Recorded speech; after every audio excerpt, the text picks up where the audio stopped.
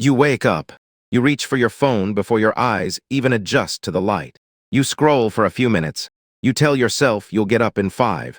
But the real answer for why you're here in this exact loop is far stranger than laziness or lack of willpower. Your brain is not broken. It is doing exactly what it was built to do. Every single day, without asking your permission. Here is the strange part. Your entire life, the one you're living right now, is not the result of thousands of decisions. It is the result of a small handful of loops. Your brain runs on autopilot. Most of what you call your personality is just habit wearing a disguise. Neuroscientist Anne Graybiel at MIT spent decades studying a small, ancient structure deep in your brain called the basal ganglia. It doesn't do the thinking. It doesn't argue with you.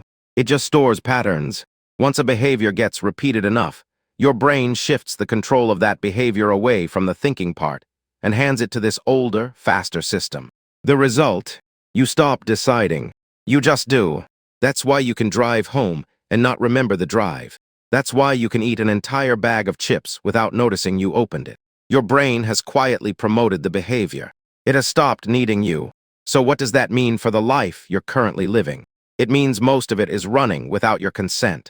Stanford researcher B.J. Fogg spent years trying to answer a deceptively simple question. Why do good intentions so rarely turn into lasting change? His answer surprised almost everyone who heard it. It's not motivation. Motivation spikes and crashes like a wave. What actually determines whether a habit sticks is how small the first version of it is.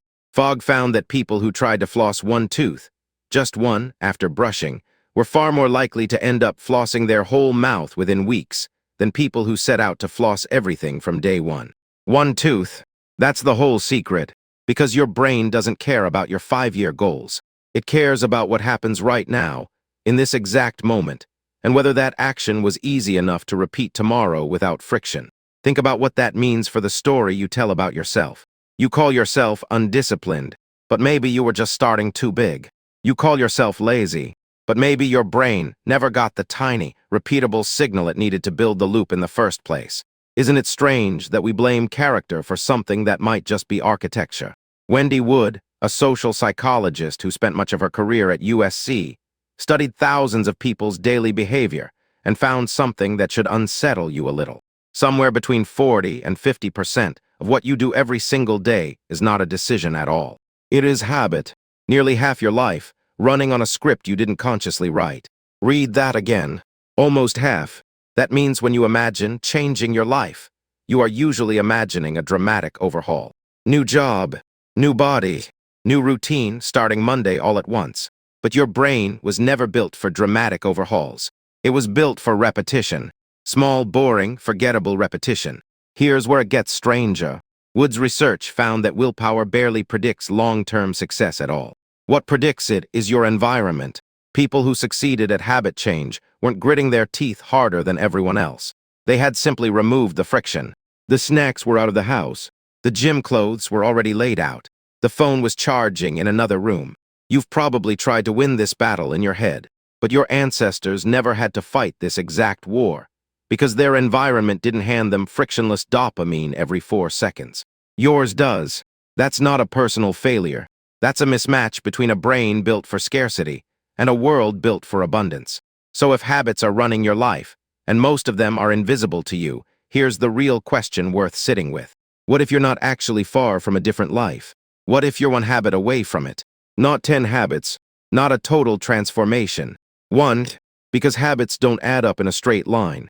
They compound. Psychologist Anders Ericsson, known for his research into expertise and skill acquisition, found something counterintuitive when he studied elite performers, from violinists to chess champions to surgeons. The gap between an expert and a beginner wasn't raw talent. It was thousands of small, repeated, deliberate sessions, stacked over years, each one barely noticeable on its own. No single practice session made anyone great. The compounding did. That's the part your brain hides from you while you're living it. Day 14 of a new habit feels identical to day 1. Nothing seems to be happening. You don't feel smarter, stronger, or different. You feel like you're wasting time on something invisible. But basal ganglia don't care how you feel. They only care about repetition. Somewhere around week 3 or 4, sometimes longer, the switch flips. The behavior moves from effortful to automatic. It stops needing your motivation at all. Isn't that the part nobody tells you? The hardest days of a new habit aren't the ones with the biggest challenges. They are the boring middle days, where nothing visibly changes and quitting feels reasonable. Here's the modern mirror of all this science. Right now, somewhere in your day, there's a 2-minute version of the thing you keep telling yourself you'll do, eventually. Not the full workout, not the finished book, not the perfectly organized morning routine. Just the smallest possible entry point. One page, one rep, one message sent instead of drafted and deleted. Your brain doesn't need your 5-year plan. It needs today's repeatable, embarrassingly small action, done in a way that removes friction instead of adding willpower.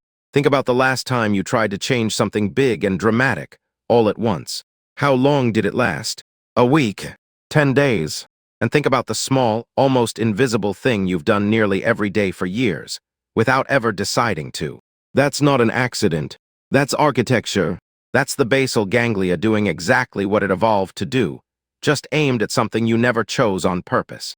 So maybe the question isn't how to find more motivation.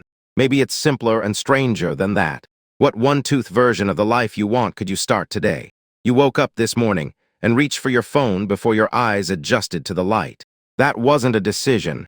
It was a loop running quietly beneath your awareness, built one repetition at a time.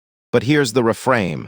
If a loop that small can run your mornings without your permission, imagine what happens when you build one on purpose.